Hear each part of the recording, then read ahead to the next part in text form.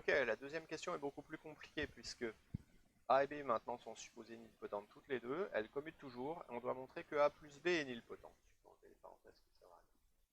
Donc on a envie de supposer que A et B sont nilpotentes, donc on récupère un K et un K' tel que A puissance K égale 0 et B puissance K' égale 0, ok.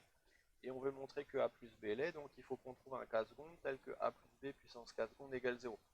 Alors je ne sais pas pour vous, mais moi quand je vois ça et quand on me dit que les matrices commutent, je meurs d'envie d'utiliser le binôme de Newton. Alors pour l'instant, je ne sais pas encore à quel nombre, par contre. Donc pour l'instant, je vais laisser K secondes. Si j'applique le binôme de Newton, ça fait la somme, alors je vais utiliser une autre lettre parce que j'ai déjà utilisé K, de L égale 0 jusqu'à K secondes, les lettres sont un peu pourries, hein, je suis d'accord avec vous. Je vais avoir un A puissance L et un B puissance K secondes moins L. C'est là que ça va devenir démoniaque. Moi, je veux trouver 0. Donc il faut que je me démerde pour que ça soit égal à 0. Alors je peux me démerder pour faire en sorte que ça soit égal à 0.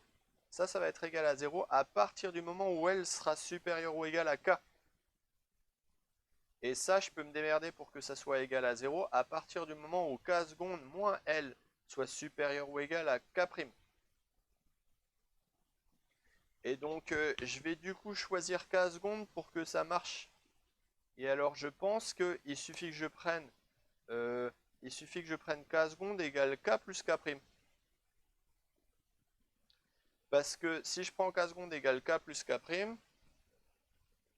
bon bah le truc là est plus grand, vaut 0 quand L est plus grand que K, donc tout vaut 0, ok. Et en fait cette équation là, ça revient à dire que L va être plus petit que K seconde moins K'. Mais autrement dit, avec le nombre que j'ai pris, K seconde moins K', eh ben, ça fait exactement K. Autrement dit, quand L est plus grand que K, le bout là est nul, et donc tout le truc est nul. Quand L est plus petit K, c'est le bout là qui est nul, et donc tout le truc est nul. Et donc dans les deux situations, il y a au moins l'un des deux qui est nul, et donc le produit des deux est toujours nul, quelle que soit la valeur de L. Ce qui fait qu'on est en train de faire une somme de 0, et on obtient bien 0. Et donc, bah voilà, j'ai donné l'idée, je ne l'ai pas trop bien rédigé parce que je suis un peu à la bourre là, et que j'ai pas trop la place, mais c'est l'idée.